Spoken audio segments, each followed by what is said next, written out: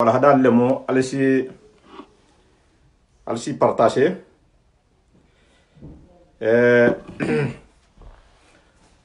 Dajanyala benala wala hadakan. Bafola lien ko a'udhu billahi minash shaitanir rajim. Bismillahir rahmanir rahim. Assalamu alaikum wa rahmatullahi wa barakatuh.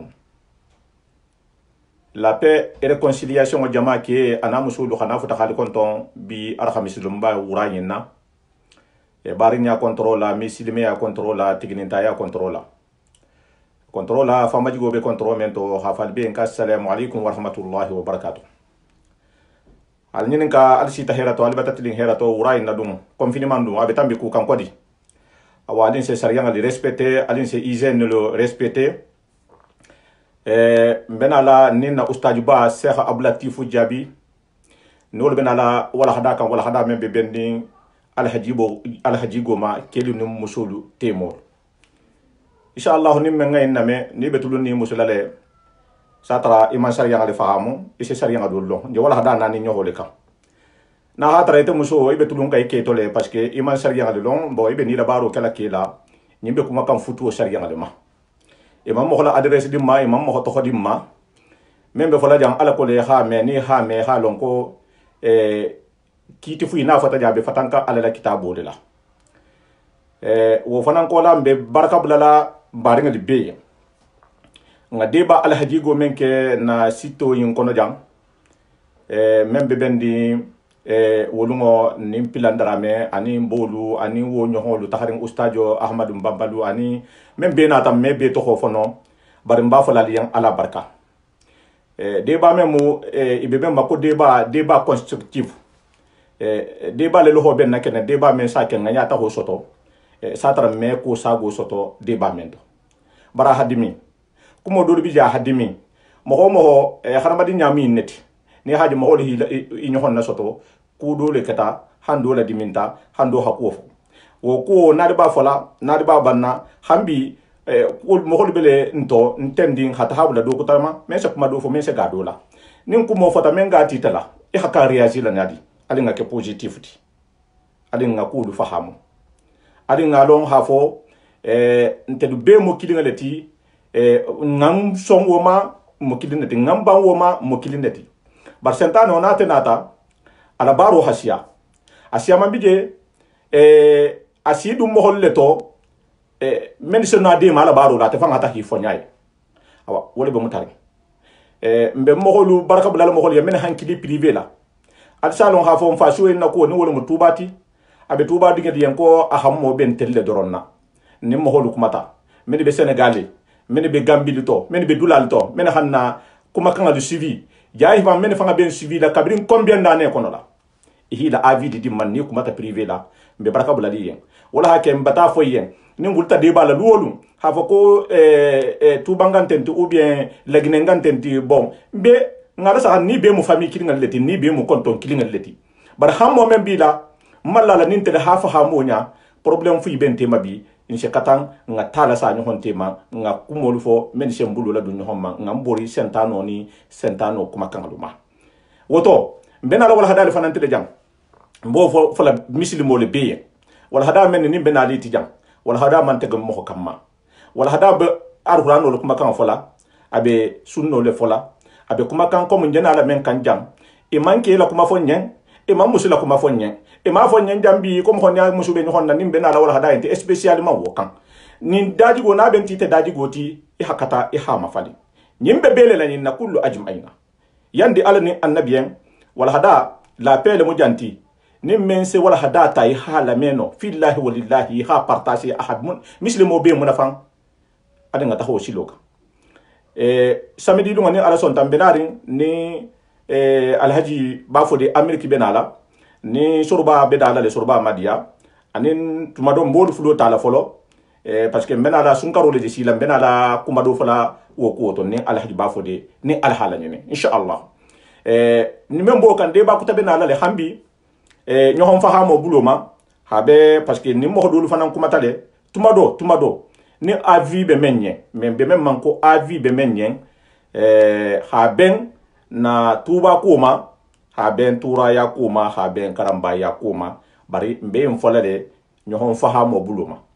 ba min se nanaren ala ko hasumo dol dimma sumo men se ngakili bula e kulula men tambita ani nyohon faham bali ali kata nyamen après nyohon fahamo lu nata nyamen après sumo men sa ke tension se digi température se digi men ha nyohon dohoya parce que dunia jam wojam kelo le seke isena kelo valeur do wala wala hakke kelo kata jang wojam fo kel to bengal hakke nyohon datu soko nyohon faham balia ni mbebe le kulu kono bara bambalia wala man ni ala kana siye faha ala kana to saya han siye tara isa allah satara ini mo man nyohon hakke matara nyohon jenja ala kana kiti nyangola ambar ngalo alki problem bi de mohammed nyam honon de man ta haje de bari alhurano haje ko fo nyende ba ngame ko hari ni dingale ni problem bulata tema nanma ba nyohon tema je do me dinya do ma adun telibata ko men ke nyohon dajan san danto nyin kono asembo habum abima silandi c'est très grave barhambi mba minimiseri woto be nyalla mem manin ta hata deba fuske dal wolu jannin do ha fanke victime ti ou bien ha fo konyin se fon iba fo lantelma ou bien iba kelantella non alin nga katale ku men se na nyohon fahamoti ngana wo baro de bar jambe men fola be yen jam mbe sumo ko fola le jam parce que sumo men be keri ha ben ni ko jan sayen ko muso nin ke tomo ni ko jan ko fanto ba ya kumo ni ko jan ko kukuta nyimbe haramba di nyaadle kono la nteken la peja wo be haramba di nyaadle kono abenda bungo kono abila bungo kono abila habilo kono nse na wotile alko attitude men benna abe med la bungo lu kono bungo be kono be me kono mo kurngoti la o kala wonte to nyaati habilo be me kono mo kurngoti kene muso fangate ma haral tambi tam ko tanna est ce que albe ke no mo kurngoti woto be men foda be mo homo ni be kumala ni ko kibe kumala jamaale to yala alon ibe men fola ila kuma kanga anyabo folo I khala saka mo homo fana ni ko kibe jamaala kelo kela akata bun konoti ake habi lodi alon ibe kelo kela nyaajo mamma ibe ala fasala nyaamoli jo mamma ala ko I tala sato ikana ta hatta do la mana wala mu donc mbe men fola mbari ngade be mbe na la ni ala bulatif de na la wala hada men ka wala hada al haji go lemu ase misidi mo be munafan ase couple be munafan inshallah mbe tahla wala kono parce que kel ni musulu jam Europe kono bi France kono jambi ni hala saha e ha musulu nyin ka hi kanu ala hada mu ta ko je t'aime wallahi har de rekilin albe duni min nani honna ni hi ni woji sigide mbun kono do nya fe bu ko nya fe bu sa fa me kuma ni honna saho se la hansu se ku sa tala be nya tele ni honna har salama de kun tali tema nin do ni nata ni ha kontro ke ni muso do be sigide ndila do be sigide janna ni ha kontro ke fo da su mo se dito sa tara hakke man kuma ni honna mbari nga futu wontoti futu mule kanolo mo ni mo hadi ni honye ala ko la tambi ni honkuna surtout confinement waxtu yinte mo min hadi ni honye wala sa alla nyaale fayda ko un se maso do ni honna nyame barbi ke do bi jete ni hi la fudo ta ni bota na ta ta muso ja fala ko wala ma juto sala ji non tem no muso fa hala fudo ta na ta ke ha fo bo a waji mta fa la i bo wo man ben tema ali ngolu nyanyi no wo ko lu ma wo ko lu mbolu ko molu fala jam be sa gili fala jam sun karo le je tila mena ran tilina sun karo fa nan ko lu lale bar wo men na deba lu tinya be men fala jam kuma na men be men ni nga deba da mata lu men na ake positif to akana ke nyhon do yati e ko me do tambita nyamen na abela wuli lawle ma satara do bije sayin abe do ke ringa jahoti seni kuma tal jangudo bo seni be do wala yen abu turab kuma tal jang mamba touré kuma tal jang comment dire si comment on appelle ça nasaha ni la atulu atokola ke bon men be kuma tajam be baraka bulali be ni be hi kangala bo akata ku kende baleti barakata bunya ni nguli amen kan ba fe ngawole kontine ala ko nga hanyi ni honya ni hanyi ta ni honya doro fondin ken telle musinenti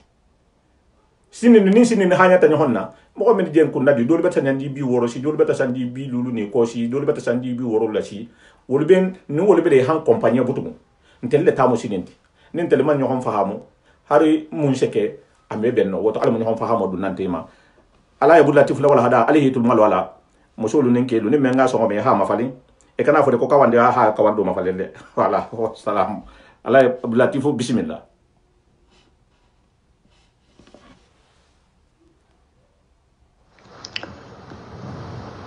ربنا علمنا ما جهلنا وذكرنا ما نسينا وانفعنا بما علمتنا وزدنا علما. اللهم اجعل اعمالنا ونياتنا خالصة لوجهك الكريم. اما بعد، اخواني واخواتي،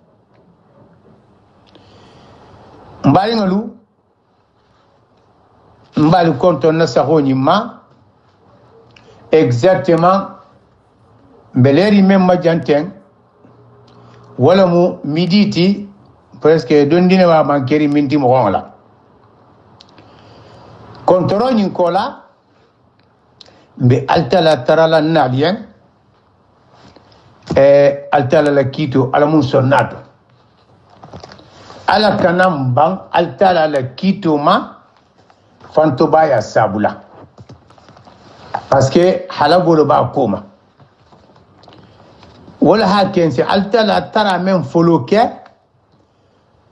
comme arabol safo nyamen ko Allah ya hadihim Allahumma ahadihim amari go mbati kad itara iri kanda ça fait mo dina sa karolo altala la kito la ateta kabo le nyini na kono mbadi ngo alakana alamu mo golo la silani maka wala khada wolungon tele nali sumun tele musoni akela kuoto hakku membe futu kono musoni ketima ni rame ko futu arabu la kanto anika momo futu famati alako ali ngalong moko wo mo gondi ke kono musto hakole be abulla futu nyin kono akamena tangala parce que futu bunse futu tinya parce que akoro membe mo fulo tema do batama fa buluka wala hake taarifo membe futu wala sile mbari ngalo wolungon kumata muso hakko le makema bari bi alko ngasi ke hakko ma fonga futu itanyogo na folo muso be killing khawolon comme ke be killing hakanya menna khalon ibe mafutu arabu kan kono ko annika wala mu intinante safa ko azawaju futu akoto mu ta'rifo menti wala mu aqdun yuhillu li kulli min az-zawjayn al-istimta'i bi sahibihi wala koto joti mo fulo membe futula afulo be killing bata droit soto doma kara fanda mudola be kumala da khamo memma hakela dulati ninga na muso futu nla fitele nga la dula sotala afana la fita na sonta na futu ma afana la fita akala dula sotontela ninyi na kasita futu kono mbari futu be ello le sotola wala hake ala ana tasariyan do tije akonyen kufa imsakun bima'rufin aw tasrihim bi ihsan iteke muso tasigi ku ça fait dagamo menga ka muso asotela ninwo na kasita ibata futu maga futu wa hakanda khabai foni altala la fon siriya nata alhat kelotobe be hile silo muta ça fait sérieux même bitigo bulla ira muta muso fana ta sérieux ramta wala hake ko jang ko futuo keta menti altalaka istimutao mbenda hamula na muso la nyadi muso bida hamula ntela nyadi يجي مكفوي بين ما كنت تعريف الزواج أو تعريف النكاح أحكمة توصل أن تحكمه كي كمان بين كنا ممو نيجو كفتو mbamela futuo momo futoti wala joti altala la sariyan ça fait nikahu barsuru parce que futuo doli be kerinje sariyante wala hake mafo le man ko nikahu futun tolti wolumu suwa ke bakhiyoti wa ke jinat barnin to la tala ko futuo ce qui fait avec quelle sariyan la siloleti an nikahu masru'un بقوله تعالى أنت لا ذلك الناداتي خفتوه كنين سريانتي القرآن وكنا أنا كوني القرآن وكنا سورة النساء كنا أكون ينفنكه ما تاب لكم من النساء متنا وثلاثة ورباع ألا كون على سرع مسو من خدين ينكون ولفتو أسكي كيلنتي أسكي فلاتي asike sabati asike naniti adanta janna ira futo khamronani madendingira kilingi gana keluloti muso ke mavangala ke akana musunani madin e ku musululu madin ala luo kono ate kilinku misilme hatto lalele parce que atumbe kerne no jahili atumoto kabiri misilme anata altala hak sariyan ala jigi kila ma kila ko sahibul yan mo ko mo gondi nim musulul le bibulla musoro le bibulla tanne bibulla kira nani suga dige iratu bibuluka fefe men daga ti te yon futu la a tu kuma futu silo ma fangala abata kenaniti atu bibula negi ba ku ne bata altala soso alwano kulo lo mwindi nego alwano kulo nyi manke to nyati ibata ke kafiroti ñinne mu histoire de arabul ko raddu nusus kufur ni ko alqana kulo na tamenti ko wonte ita amira na ko mu ibada kafiriya altala subhanahu wa ta'ala alin ala sara kabiri altala ga futu fa ngada keni muso tema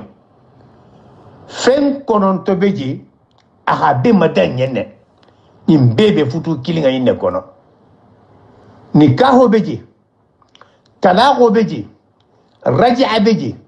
qulu'u beji li'anu beji ila'u beji jiharu beji al-idda wal nafaqa wal hadana nimbe abe futu le kono nin nata siloti nin gongo ngabe madam turas dol giyete ko be futu le kono ngana na musubulo beji musubulo ni anata futu ni ne kono ni futu nte garantina mo fulo tema kala gaifata muso da ke bulati nyogonna setano dunte tema imambe woti fulo muso ta la mogolia non te kira la muso muta matana ta na intaja na ana tunyen jamfolo raja mbatala saja limaja ala ribulo kala ja suangana no fe umbata yamfa yame talago ma fangan tementile ke batal sa ni muso ente bena folo tungal sa fola ata hakilo inije obije le futu kono muso vele nda fele futurun ke na futu ko na fawo hado antala antai abe munkala atedum me kebula marigon altala na tasali ngodoti isa mako alqulu muso ha ngobo futu oto parce que futu e nyana du mento amon arrange fen bendina ndu meno sabarlaka parce que ni sabarta ala sibaraji ira ala ta sabari wo kenya wo kan ala sibaraji ala bar ni meno sabarlaka alta la fero do di muso mato wala mu qul oti iri ngoma kanin futu to ka boji few yam fati la futu ba ira mendi man futu fenati apeledi matal sagima mata bo futu to ni fara mu futu al halu dolti futu sena al-li'an ni rondanku futu to al mum nal be kislam ni keni muso hinyogon danka futu oto ni sitama zakunda ije futu bandale dinga je kela muso talti o badi abe kela kunlo kan ila obeje hikali kola nte dintenti wallahi nonte hikali muso la ninte kafula ni mbata na la fano sitira mbata mbaba la memba mbingi la fano sitira mbata mbari muso la fano sitira ni mbe kuma kurungo misilimo bulla altala sariya ngai kono futu ma bangala dodo ga ke sanction wala senaika sanction ba altala semenkila ni hikali muso en kidinte dinga menja kono kidinte otumo o kito nte dunna kono parce que haja o bela banda jamenna ite fanga haram yalla dinga wolama ni hikali la musola kinta akafu nyogala bati bari musola fano sitala ni onte bati dinga la fano sitala ba ja ngole dala ga jago fenga beti non te futu ga si oto ntele ri nyini nini mambe mefo mbata en fay ma wakati kiri na la fano sitala ni mu dala jago yalet futu kono wala haki ala subhanahu wa ta'ala na misilima seriyan kono fiki hakara mo gol na ta seriyan kabiri nyi mo nyi ngay kuma kanga nyi utiliser kabata ana la fano sitia bari musola adwa nante ay ala musolo apata bari musola fano siti ala musola obele joti konti kafunyo ala pitigu isi daji godu ne teke c'est leri le dima non ke se lungo le dima wagatu muso in kafunyo ade jani wolungo isila ni wolungo sitema kafunyo ya isa futu bangaltima imbebe kerne futu kono jihar ni mbototo kumenga joga beti menga jogo mo golie eni mo hadia albe futuri saya kana ni saya na ka se futu bani nje kuma la futu banya loluma khata talahuma khata raj'ama khata khuluuma khata li'ano ma nyimbe se futu bani mo gol tema khata ilauma ni mume be a se futu bani mo gol tema mbaringo wala hake hi attention ke kuma kan to betege nini musobe kafuri kana mira de kitel kapta nyini tu es permis de tout non ete que tu n'es pas permis de tout ala man ko bedima futu kono ta limite quelle est la futu il est rolo là ado di muso fana mat bali be kafuri ne ala subhanahu wa ta'ala al qur'ano nata akonga musunani nyini men diatanyi musunano ni limite au fele munna parce que avec kuma la moyenne même musunano na sigila ya fo moyen fana nga tare bulla qi servi musola wonte de khamuso servi le muite ke la barut qi te si servi musola wonte futoto etele be ke la musola jongoti kha atibati tel tatanat khala sigi kuma abi hajo be jar li lo kono mba wajibo bata tarete fananye e rajo nyamu so yinye alko futo nga continue wala haki altala ko musunano ba kele muti hakilo bila ahanani musunani ko duite ke kilinga bulla parce que hamira ko kise ise hakilo tamala ni tema altala hakusia mandam dalije ala fo jang ko nga musunani nyinin bar condition fa in qiftum alla ta'dilu wajoti musunano nyiningo sharto beje bil adl sharto beje wala mutilingati igatili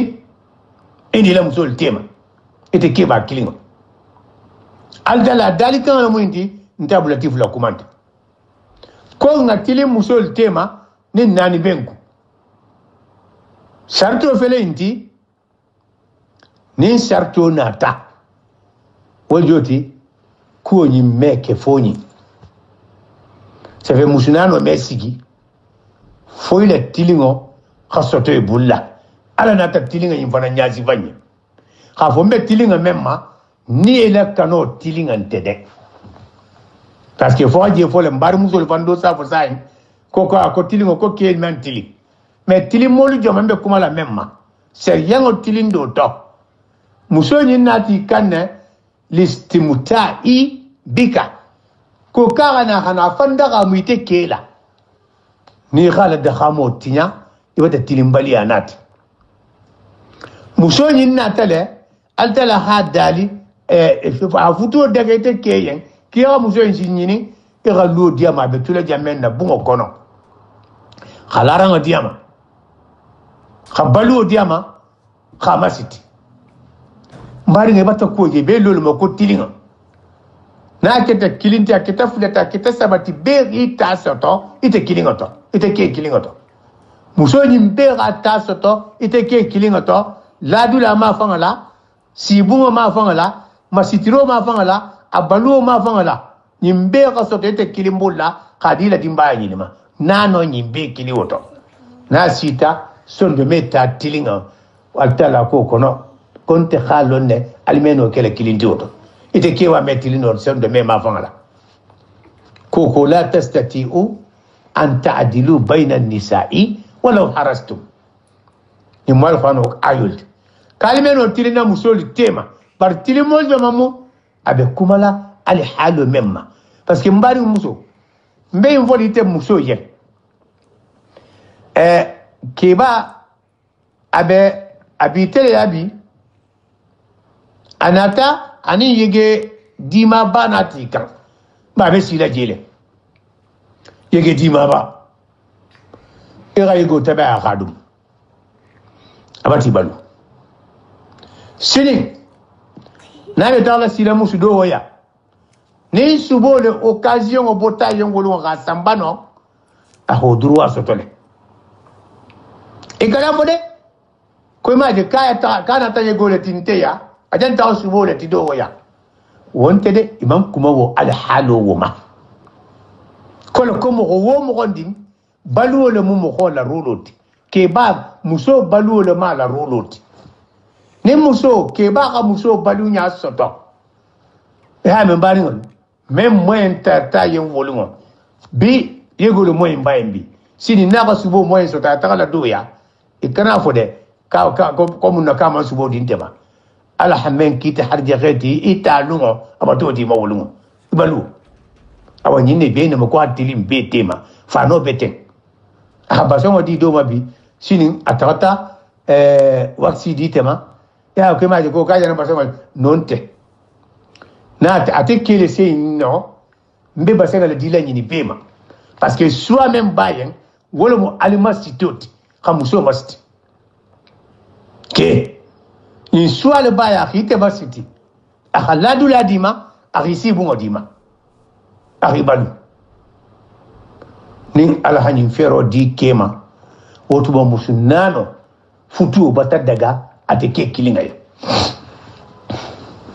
wala hake altala ko na hatara kime nyinne keno few musunano nyintema wa in qiftum alla ta'dilu fa wahida alinga altala la alquran wala me ako jankite ke ba kilinga ni meno nyinne tilinga kela musolu tema mba musu kilingini ese men baluna ira masiti ira kafu nyoya ira la ira sibu ngodiam kili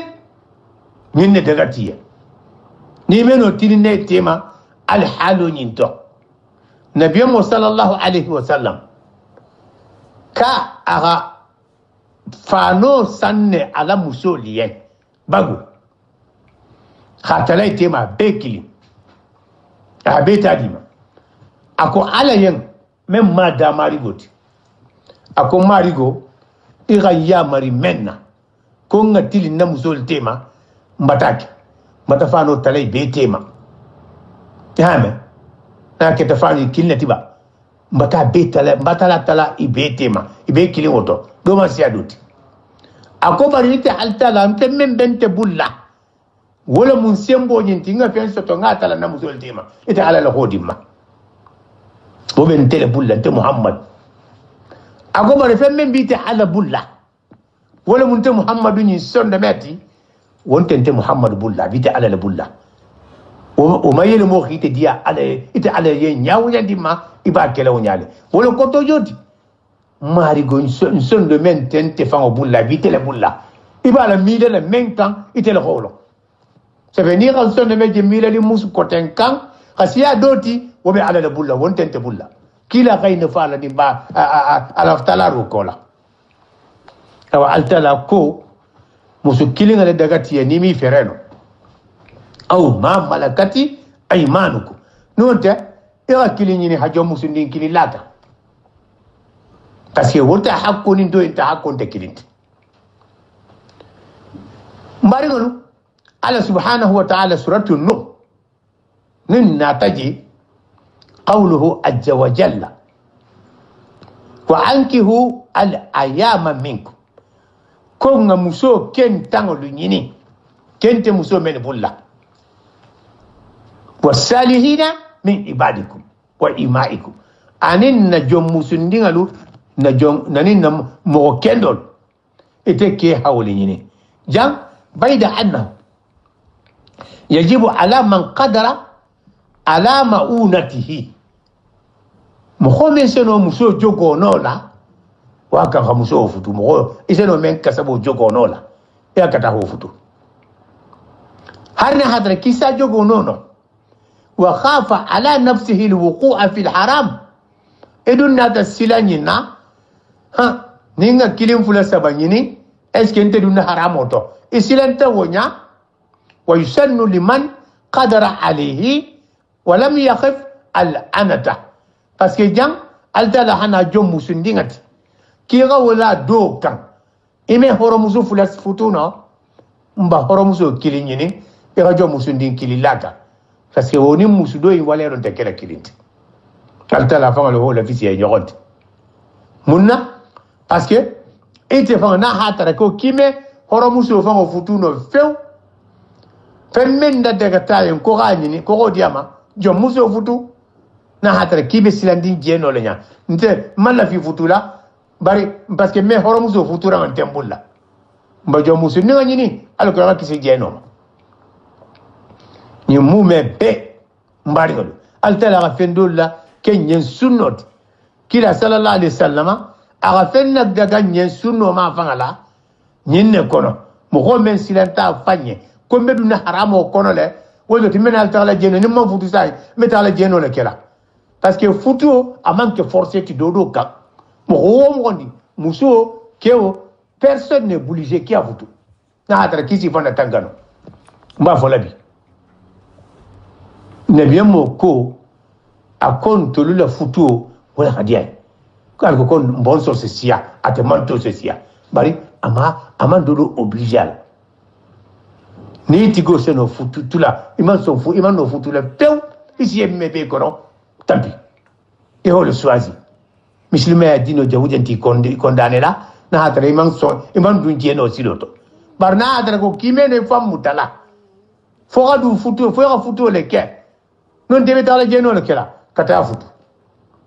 alko ya kisi jeno nyinne be musulman muso be ke fana bebe tenne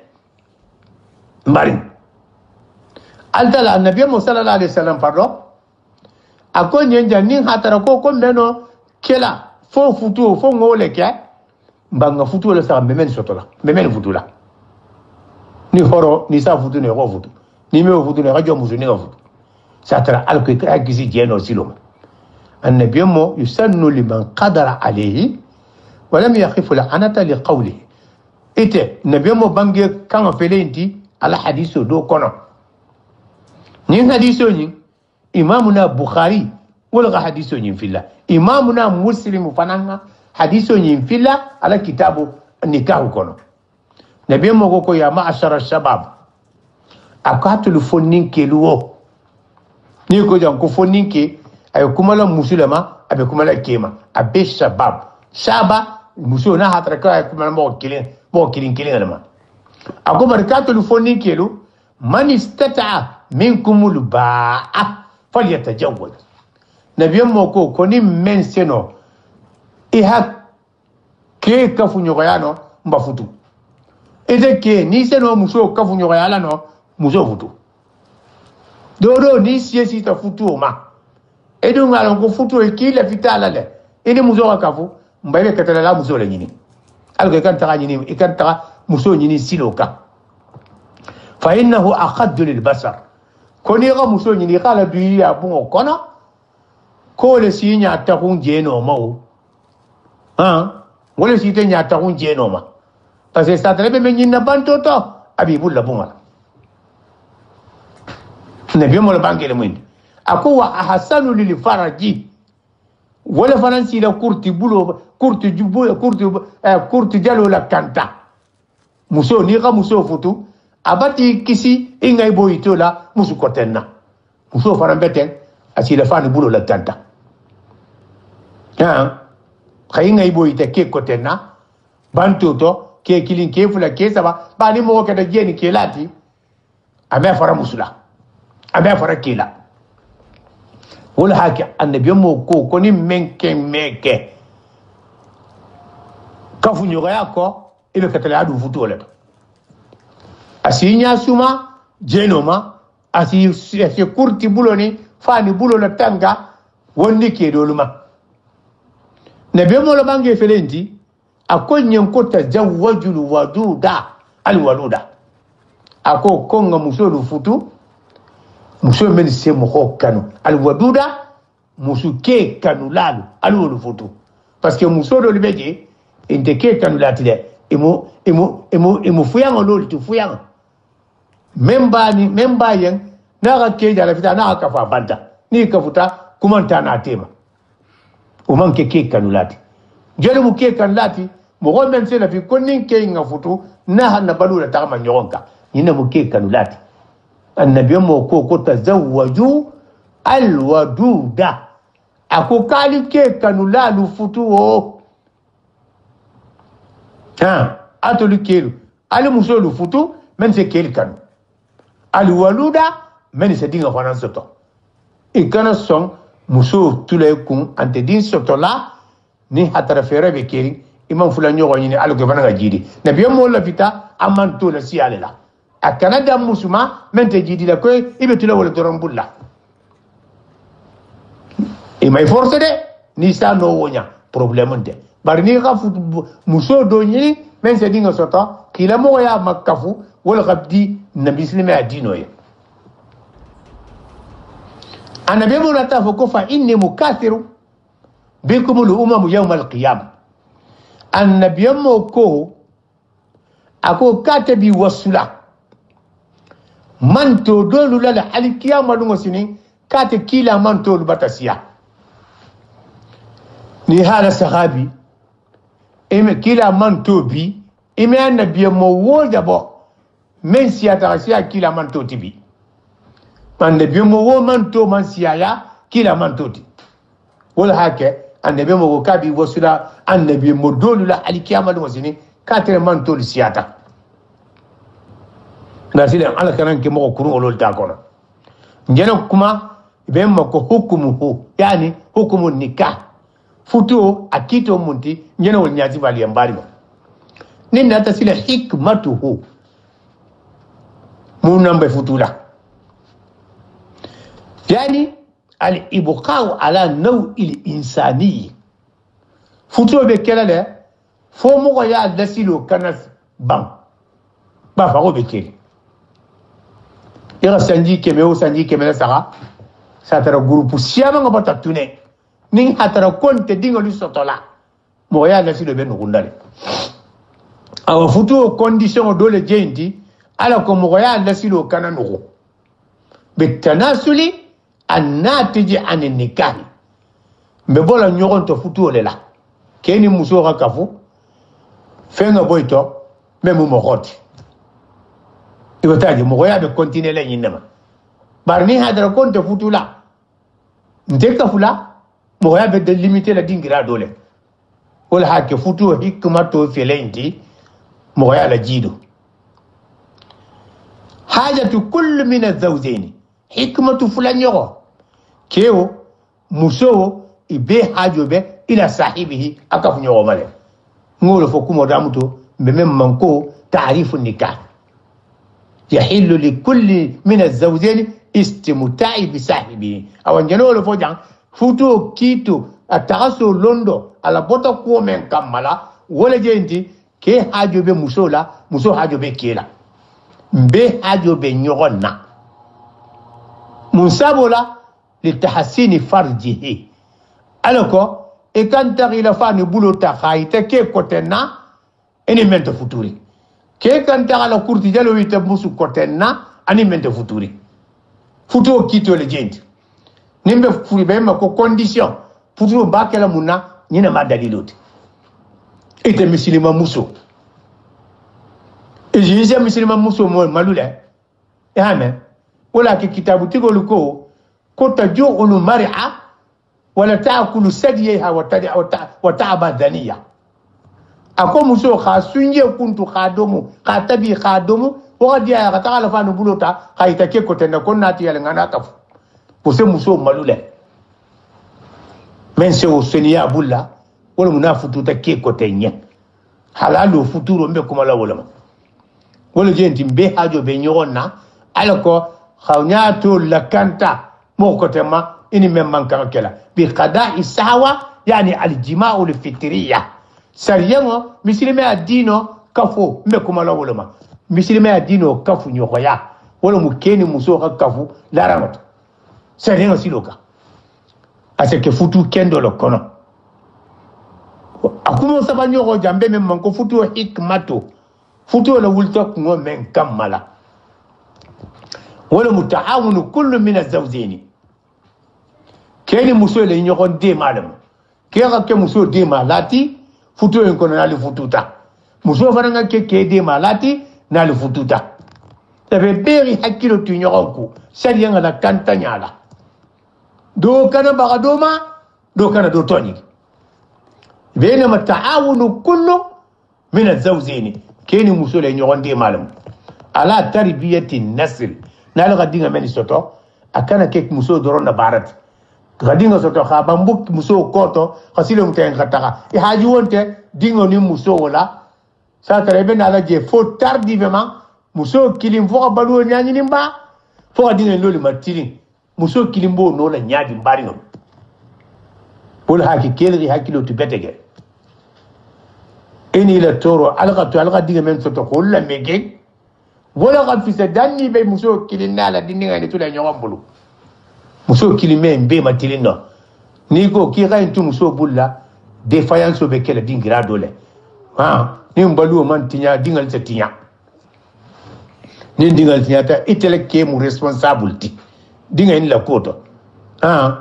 كل مولود يولد على الفطرة أنا بيمولا بانجي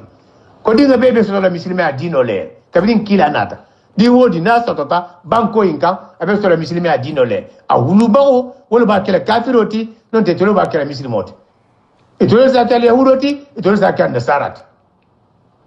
بتاعي مغوها attention كي إلى responsabilité ما فنغلا مسلمو كيبا خدينا لمجن والمحافظة على حياته ناني بابا لب responsabilité خدينا ينلا بلو نياني إبه بلو لنيادي إبه كرنا نيادي إبه كلو لنيادي يمبه دينا يمبه ناني فعل بولا أنت ما أكلم بولا ده نمسو خاتو بابا بولا بابا تطورو نينكي خاتو مسو بولا مسو بتطورو بار مسو لتطورو و بابا لتطورو أبو دينا لا تنيالت fo be hakilo tuinde ko ni aja annabi mo la bange do kono ako kullukum rai akali be dakhalla na khaniro se kenyadi altala la sari en sidombe kuma la wala ma ni riya mari men ne ko la bara yenya mo histoire oti ani muntugo kumo nani nyogo jambe manko hikmatu ho futu keta condition men kan wala mutanjimul alaqa بين الرجل والمرأة et la relation est organisée quelle muso la relation organisée futu kono ni mu futu sabo dolet mo fuloye nimbe futu la fo inga taraje nganna baluo na relation na nyogon kano na siti kha organisé mbala tagamala nyaadi mo kille mirante de faut qu'il faut le la mirolti al kala no tali nyogonna parce que do ba tabu la doron ibe fitino jere sang mbari abedenne men kama men manko tanzimul alaqa relation ka organisé keni muso tema ala assassin muslimi asari ngasidoka min tabadul al-huquq wa ta'awun abe kelamun ka hakko men ben tema aka mafalin fulo tema hakko men ben tema wa hakko hatare te fanamma de maro men akante bulla o de maro hakaite fanam bulla nte longo ifanan long imatango mfana matango zarianga silo khala taga ma nyogon tema ibeni mako attabadulu al-huquq ka hakko luma fali nyogon tema ikana mira de ko tel tata nyini hakko men bitela ko ntatela non fani al mot hakko men bitela wala be muso fananda lu kono harna hatara agar altala ga responsabilité du tekiba bulla الرجال قوامون على النساء bari قوامون جو مبجان tomorrow dol se ta l'envers koko ke balul beluru muso la ko kunao e belori la ko kunana ko ri teben keba ni ala gadimba ya dibulla ajara lu balo dibulla responsabilité mais comment la wolema imamode fisa go kala non e la responsabilité le dibulla dimba ya nyimbe dala nyadi ke mogot aliman soto dingira kili aliman kulu dingira kili mo kili malla kulu alla tala ka futu le kono tumodo hakilo linti nyoje le taria kira hakili soto parce que atel tarda donati ala lo kono emaje komori ngalia nintaran muso nyini metala muso le yao ntele jenna walisi tala muso ya muso baba le debu lola adi muso ye ngata tu akono wala ko to muntini mengalo ngoko morien ki mayni kan kala système en ko intentolia da burgal ben kan to ninga muso nyini muso be na lan tololia akonya katolia ma fa le moti akonya kon tolu muso baba le bungo lola kebe na la bungo wole kono ani muso inga tuje nga ngo dun ko to munti sile ako kuma jaman tijeo seke muso atele ya mulo endi neke wo kadi muso e meke jang atele bala wali sitala ngel tapete ge ako nyako c'est comme ça fait ko inketal alko kera muso respecté imagine har na misil me adino kono do ntolma fa la muso le benala ke ya lu kono asiama na gandita jamala muso no kombati bulata muso le dala wali sitala awa alako homa fali nyogon tema التبادل الأخوة والحقوق بينهما واجب التلاقى فن وجبيا كيني مسو تيما والمغا حق كل ما فلي نيغون تيما والتعاون نيغون تيما كيبي أتل ناكنتي أتل بمبالولا أبتا والدولا بارو أسيمو بتا بانون تانتي والي سوتولا إتي مسو حرجاقي دو بي بولا إكنا نوغي كيما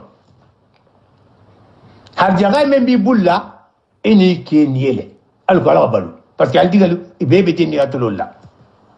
ite musulme na hatara fero bi tele wolungo ke kili e khala no ko nyemuta e ganyin kem baluti mbari ngante fusi bolite muso darajola fona dolak al kiyama no fona se kiyen sarabat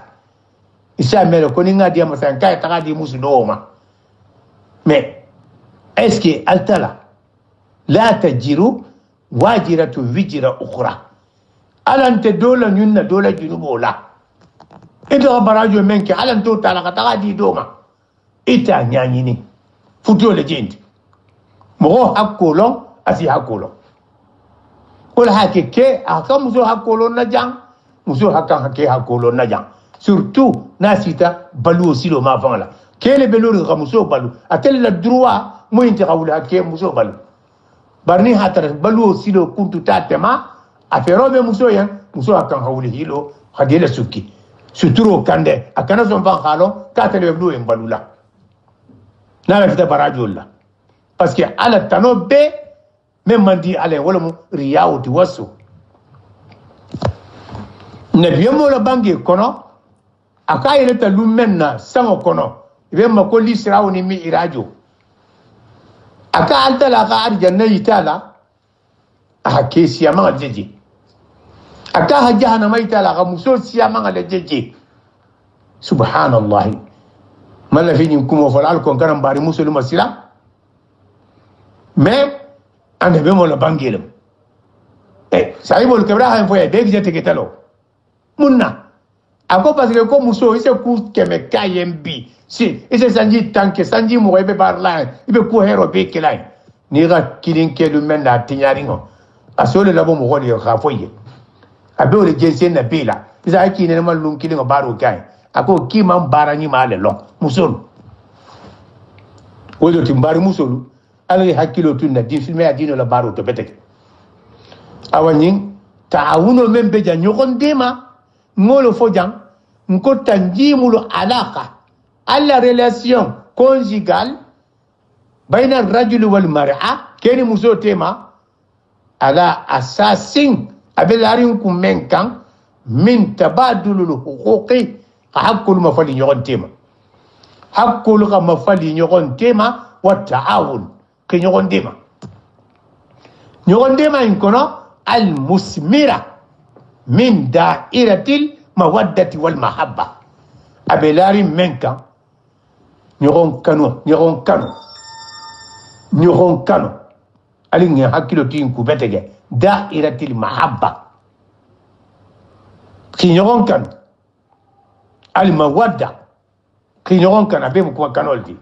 الله سبحانه وتعالى كبير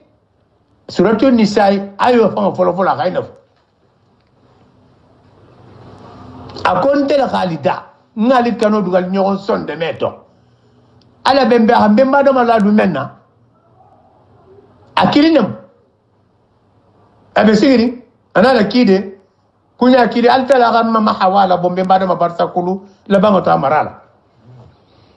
أدم لي نيالا كلا نيامنا ما حوال دي سيغري نين داتا نيادي أمالو ما سلو فون سيرات التلاقى ما حوا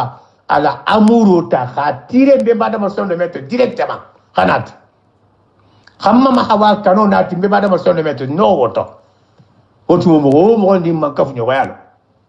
بر على خايت بي بعد ما لا خادو سون ميتو كونفيرم من سيدي دافه نين كانو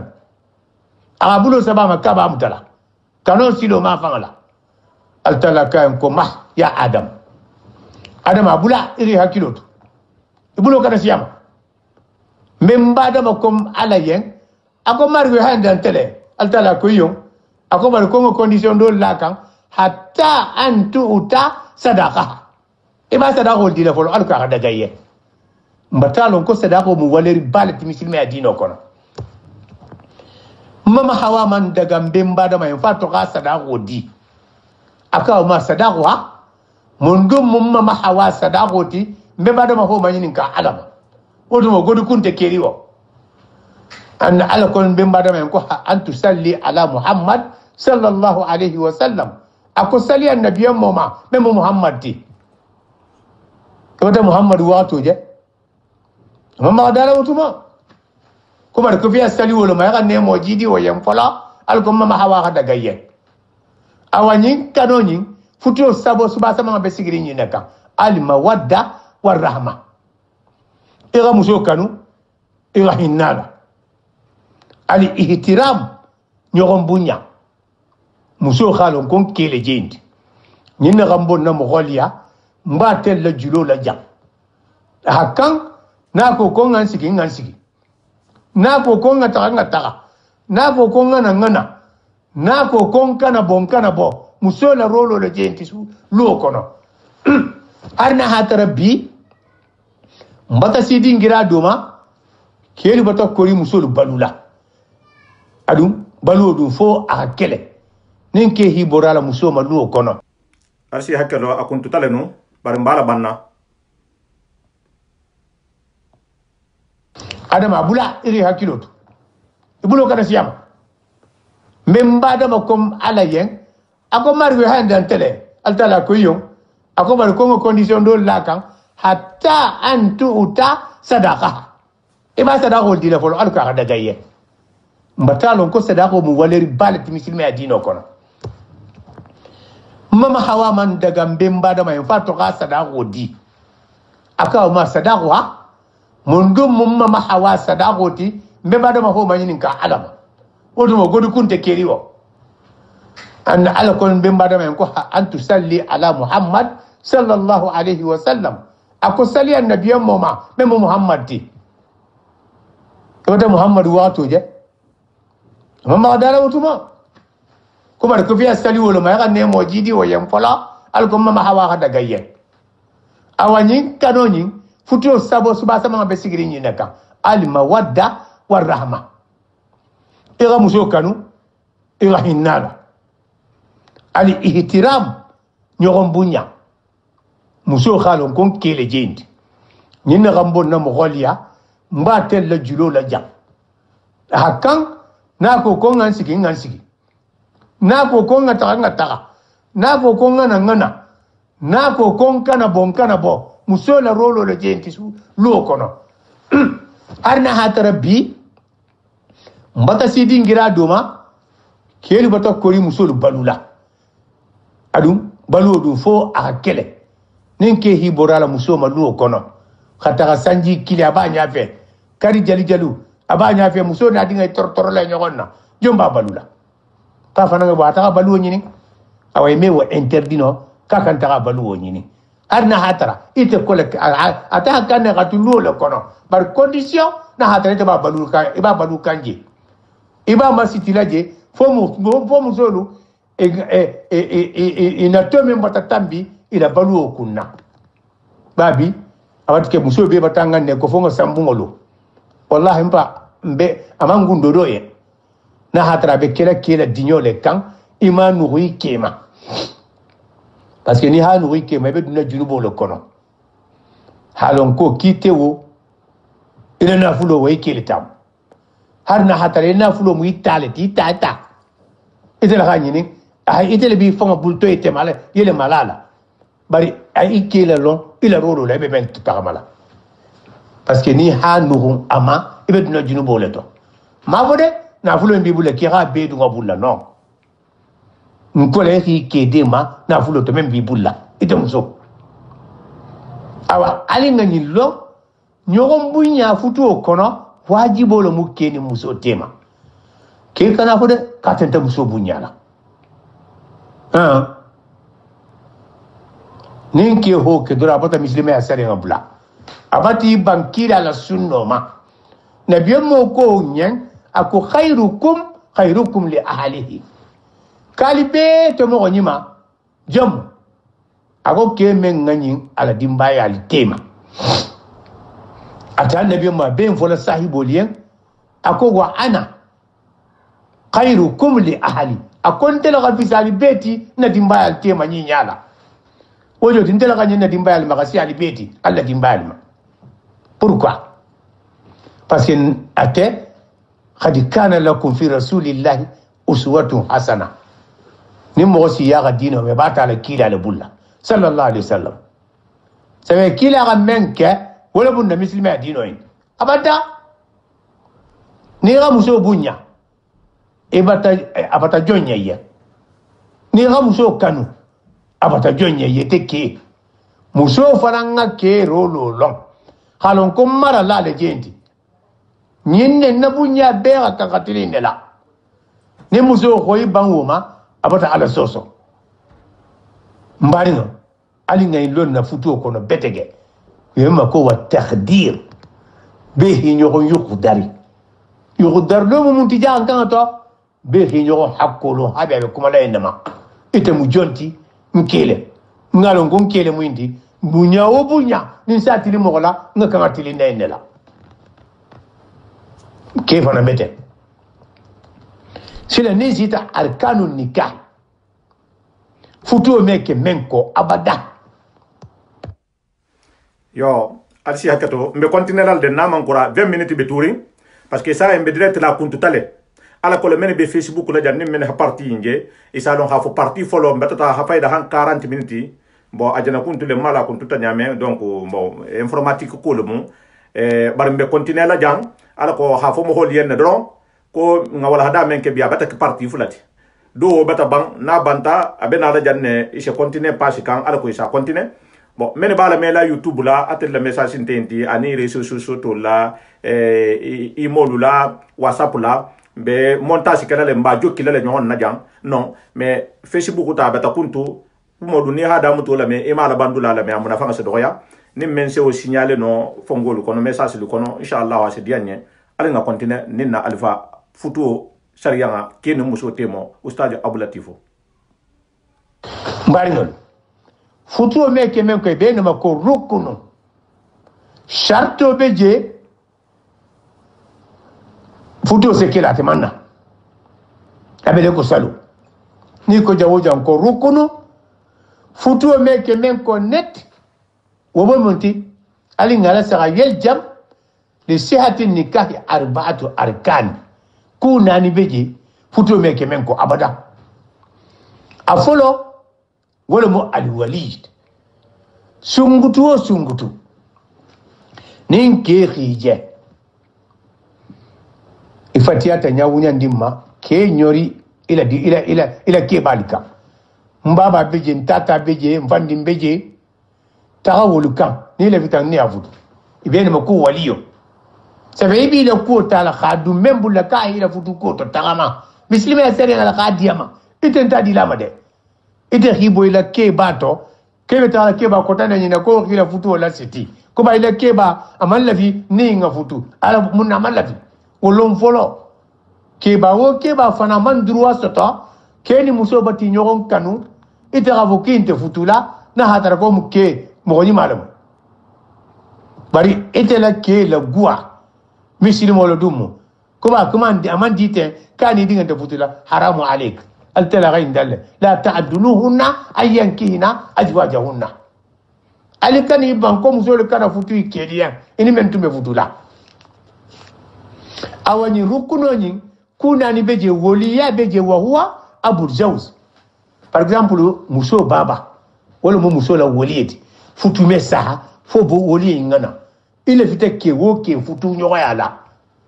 ni baba man d'accord ile futu bata ello soto mabode ibaba ketamo kurun walati amal lafi ku kendola to misiri mo ya sariya nga sabulo tormi kala ko to ga sariya wala tagma bar ni wolente ite man kan fusila tambila iwulu ko la ite muso awili wasiyu ni babante baluri abi salala men ne la koto habka hi hakilo tira koto ni ke bata awili akhrab fal akhrab nim wosiyente je baba ki sara menna bari ngoto mal tena monsieur tiari nyoronti khabilo la nyamena nyimbe isite muso kirin na koto tagamale bara meto tagamo fonyi ni khasabat a folo ni futo be site la lumena fo voli gana muso le responsable nante futo ko futo batil futo yeti yala le muso le ko be den na menna wolungo muso khabilo ko mo nde kuma lo woluma al aqrabu fal aqrabu min asabiyatiha أو من أسابتها من أسابتها pardon أو جراي ننت حق كلمة هو من سكول لسا خا أناليزي مسوي نكو ستة ما يعمل ناني مالا ألي نكونيا أخبيران تكيرينجا parfois muso ga fen dessiner ibi la futu ko den na menna ko ga to tagama ni wonte kiri ila futu e mesahano nonte man sakunda khalu ala khafo bon ni fulo bataw la fi futula mbata ni futu au awala ka arabu sina au ti nin dointe doin sake nin dointe doin sake nin dointe doin sake au sina wala ni li qawlihi sallallahu alayhi wa sallam medalilu intala mumma halon ko woli ko mu wajibi balati futu kono kila la bangere mo ko la nikaha illa bi waliyin annabi mo konyen ko futu me saha fo futu woli kana muso la responsable futu kono fo ka tan sabatiri jonga hadisi info wala mo abu dawudati anin tirmizi wala ga hadisi infilla mbari hakimu fana nata kumoti nabi moko sayyidina umar radiyallahu ta'ala anhu sayyidina umar alam ne malama ako la tunkahu mar'a illa bi ijni waliha sayyidina umar fananko ako kila la bange nyin tonyale futu me saha fo futu woli musola woli ka d'accord futu mao ka fon sonta ndimbuso nyinga futu mani sayen awuji ra'yin non te khala saka mo hakkili ma do gana ko en batay ni futu nyoganye ni la mo golin tije min ahliha bara hakala mo gun groupe do lol ti folode ibe sutari nyogona nyamenna non te man sa kunda gana futu silen ibe ma silen ko ahkamul wali njena aljammem fanan kali hakilo tije ku betege ni ko jam ko woli jammo muso be ko denna menna ke fanan bala mu futu denna mo jamanna asake mo jamaniti ibe ma ko woli wala mu ho men tajibu muraatiha wala joti mu ho men nga muslima dino hakko la tanga mu ho men nga mo ya hakko la tanga muslima sariya nga libe nyamen na bala tangarin ibe lolu ma ko woli kendo bari est ce que mbendi muso la ko tala khadum dola minala bulla aman ke muslima mo ho kendoti mewo keno woli kendoti jeni kela bete mo ni nama ke mo kendoti asilo fa nama ameno kela woliti parce que mo ndi mese mudinni musolo mbavo kele mensi la kula kantano anyimala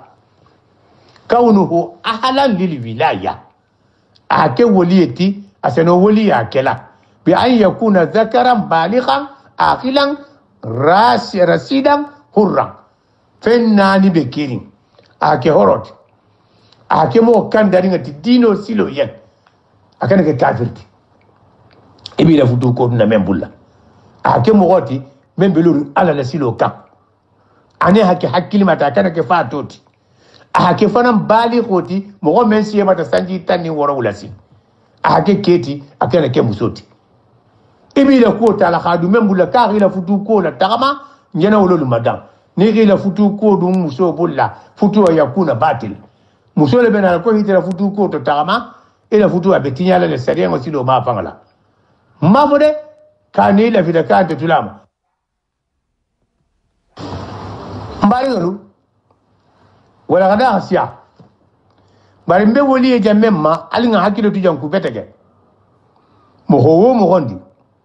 ni bi la futu dunna mo go membulla ka hato tama kata hake misili moti folo be mako rashid mo go be kandarin ala la dino siloma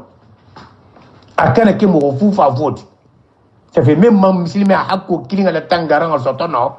ala baruto ni rila ko do bulla be tinyala na tinyata ente kuto ben dinjelaje ya ke horo fananti kana ke jonket parce que ni ke jonket ke mo futo e be ala ko e majutula le ira ke hakkili ma tinte kala fatto ti hakkilin tango memme kuri nyabono ibe kala bali goltu mo go men siye bata kamali ruslo ma sinne rusul kando silo keba ani be kala kele ti kana ke musoti ni mfana iseno le wa yustazan waliyatahu fi inkahi ni ganyi ni soto ite muso seno la fola bitugu ni na ko be dendi nyinela altaga inofe ni ngan kenya men na be kala wunyale voilà c'est qui bota kedum afanga ta sugando kono ka hila ko la tagama mimman arada tajawujiha minhu ila vita dodo futula jang ou men la vita futula abe tagama ni istijano le kam manisa mo la ko manisa la ko be deni mo nyabe no bulla altawo ya za futu ko ma in kanat bikran ni hatara ko mususunguto lemu abe mo ko yusta'zam isamani ni kala est-ce que le vita futula kenyinya manisa alibata nankan ibe le file nyini na futula est-ce que d'accord ta futu nyima wala ke muso kanadi forcer ka abada amani musu ba nun kusiaman tambita nyama fango problem balu amuso forcer khasiki keko ko parce que ndingala na anzo ton sa haramu mais ala ba keto pour que ba haramu lawto mo iban droit ça to ndingala mu bara sondeme avela fila men kanula itento kanula annabi mo ko kata ha talaro leke sondeme la kano ko be ala le bulla ito ko no nda men foko fo mbari mususungutu ala woliya nabi telebulla amanyininka abela fila futu la menyen ahada koru ma folo ikana forcer khala du futu kono wa in kana li waliyu aban har nin ala woli sike iba ababa lati ababa khadi muso kili ahadi muso manyininka wa yasta'maraha an yatiliba amaraha muso be na fila menna baba khaw nyinin folo ojo di muso la fita jonna in kanati seyba ni muso sungutule pardon muso futuru ne men ne bata futu okay obala khiyaro le kono wo mo me wonyinin ka ibe la fila futu la jonye nana tamenti kombe futu la fita ne la mani sa bata la fi ila anda sa ba jala ba fola nan ta ko ba fola ta ko parce que musu futuru ngala bata futu consommer ahal même futu kono do même malon fo le de ma futu silo ma bangala wala hake sa dunya nyini ngato wala hake an misilme adino ko jang ne musu sari fo le mu ya me e dama nyini kalo isate fanga la dinyola ete kodi e bata so nyinto pa bata so bata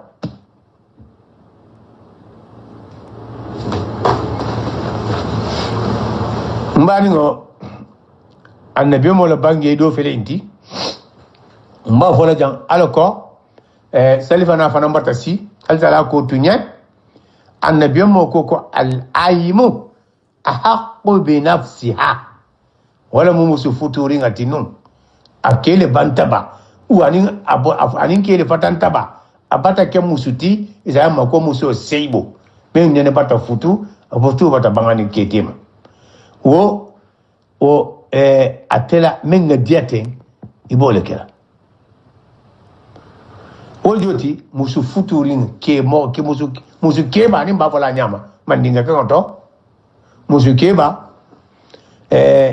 atemu aimolati ahqqu bi nafsiha afanga la ko bela tamala nyawuja ndimma isa ko muta telema eze futu sunguto la kumo ko muta ababa wuloloma mais musu futurin afanga la ko ba fanga la bulla na la vita futu la menye wala kana be mo kuma siya manufo akoko sunguto ni ha manyininka mani za bata la fi futu la eske da korta kona hide doro alo bata songo ku oto ijinu hasimatwa waljati la tasihu wilayatul kharib ma'a wujudi man huwa aqrabu minhu baba be keri non ta fanninga be keri mo do gana ala vite ta futula e ga ngon fanninga inte man laina sabe fanninga lo guete ndoro ita ta hila futu ta ta di mo ko tonya ko ka ta ite la futu riti ite baba do be keri ila futu ni haram ite muso imam kan wo kala abada tanke baba la mo do be keri ben aspi baba la ni baba tigi nje futu lo kono ja itela rolun te tarmala menga dite o dronte de isi manini kan ne futo ko way baraka ko futo to tarma abe ke balo lo bulla woliye ila ko be deni men la wolun fala tasi wilayati al-aqi li abi ma'a wujud al-shaqiq mathala hari baba kanunte u baba kafunyo kodo imi la futo du bulla ni baba na kilin fa kilin do be keri ولا هكي موسى attention que futu to betege ولا ولاية ابن العقي مع وجود العق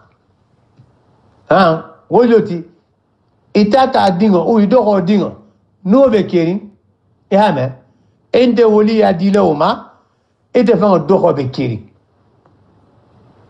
non amebe par exemple ifandi no fandinga membi na ma fa e baba ma fangala woni fandinga membe ifandi ndolu ma fangala différence bi la le ke veni de ko bulta iba tilin ne iba ba do khole ma fangala ayila ko tebe maringo nin natenti ija ajinati li mar'ati lisnaini min akhriba'iha fi tajwijiha fajawwajaha kullu منها من رجل فهي للأول منها وإن وقع العقد في وقت واحد بطل نكاحها منهما معا كوفلين par exemple gasamba kunda aba muso dola kola kamara kunda takata bato musu kilinga la kola me gasamba kunda takata muso fandin dole ya nla fitala gal di muso nyindimma kamara kunna alfanta muso fandi ndoya nla fita ala gal di muso nyindimma wakati kilinga ibesonta ko hadi wakati kilinga bema muso kilinga hadi mo fulo ma wakati kilinga futu la sita wakati kilinga o futu haramu ibati yalale ifulo kilinga la futu mebe mbari wala hake futu ko gerolem mela filanga wa kungo kumo banjang me alse hakko tunya le vitambe inda mbena la menka ashahidain musede futu kono ni ala sonta ninga na wala khadaji inta tumotuma mbe kumala wala sede fulo janim besila ke hakko ma musoma wala mu sallallahu ala sayidina muhammad wa ala alihi wa ashabihi alkiram mbaringo mbe kuma mbe fola nte fui fola mfanga di diala mbe kuma la kitabu kanga lolla parce que do sa fo sa ka ko imaje ka ko nyum volate membe altalani annabi mo la kuma la fola al ko be havam nte man fem fo jang nte karanat la men to fo net mbol nyati wala al ko be havam wala assalamu alaykum jami'an be ya kilotu ibida futo le tamana nyamenna ene membe kafuru fana ina be kafula sila men kan saliya ma siloka be ri hakula tanga yo hakula tanga wajibo mu be kilinga nin do mala tanga abe kel haramolti futo kono wassalam alhamdulillahi rabbil alamin alhamdulillahi rabbil alamin aludwana alfa nyenye ni wolomo alhaji ustajo Abou Latifou Diabiti mbe douala en sima yala mbe douala en jatikende yala mbaring lo ko ma jana men foten mo la kuma mam fayen mo nda ki tamam fayen alqur'ano betenne sunno betenne ni kuma tantele dajigo bato itele dajigo bato be dajigo bato o dajigo mbe katala ngole ameliore nga musul haqqulu nga kele haqqulu ni wala hadara mo inti membe kuma la musul haqquma membe tidin ninkila barin salon hafo keli fananta be narende keli hakko membe den nim musola nim muso bi bande ngama be narin no wol kan mbanya bolala alako nkana ke nyohom mama siboti futu ko le ko ha hinna nyohonna futu ko le ko ha ibulo du nyohom ko ha kilenti al hadidi e hamo ho mende ki hadiya en ka hadiya di he ni woje guma tala nyohom kam e salon hafo ko kudole kata futu to mem mambe ella dole tarta di jangar dole tarta futu en kono wo jangar wo se kenya kendia nyamenna alqur'ano abasu bato sunno abasu bato woto keso mo dole posatale inshallah on ba posele na ustaduma ni keso mo parambe men bulula futu o keni muso buluma ala nanama bi manna ustad la non ko menare ndia direct la bar prochaine fois inshallah lon ko menare direct comme ni kurata te nyame keso ndanto satrambe men poselama asenanare insa kili telephone la jang asena wo jabi alien direct ni ala hala ni keso mbe men bulu kete ma bu dole bi kan ella dole bi kayte ke muso ma fa ala awa muso ite fana konto fili dole bi ni kete mo problem dole bi je bun kono ta banto tota men se fo ha ben futole made ma fo de ke comment dire si futo sari ngadro mbolema voilà wo bi je abi konto fili ding ado abeti la fili mo honti lari kan ou bien mo honti kamela ite kete muso nanari ni hakkeson posé ma suturo to barin ya kan muslimi ya kan sala sinna ustajuma asena ako kan anonymement satra man nyani mo to holonna bare ni memba fi haf ko gi alon alako ngana ke nyom mama siboti futo ko no futo mo ne mo lati futo mo ko hinna nyonna inshallah samedi lungo sibito ni alay bafo de benare ni surba benare men fana be question posé la wolon be téléphone la côté ni men be question do posé la sen na ustaj la long sunkaro ko lula mbena la wolo ko dulu kam wolu ngoni al hala nyini ha fali en kon tending al doho al dingal ku mutani ho Mustafa Sawane mbaru la jang wala hada ya kuntu tale folo bidje ko folo wala haja nyinti men jana kuntu ten me kuma la mo golle men be Facebook la ten atel men je fongola YouTube ta mboto ben nale mena de jokki la nyonna ani men be taxala imo la mbol jokki la nyonna ba to ben nale asomma fana mbo fana jokki la nyonna wo bebe disponible la sinin tuma do sinin ni ala hajata ken de mani ala ha insi herato ha al falien kontendi al doho al dinge al kumuta nyo Mustafa Sawane bal konton na al ngadwa nyo nyen sima ya bani jata ken de ni laban ku wala ni jangaro men de bulari fu al men sa fu ha fu nya ni nya ha kisi khanna tanga salamullahi alaikum wa rahmatullahi wa barakatuh kumo man sonia kumo da muto ni abantu mo inte mate satra mbata bula dola ntadum mala wuluma isi haketu alimbe wahati kuta insha Allah ni al halajini ni wolo mo sibitoti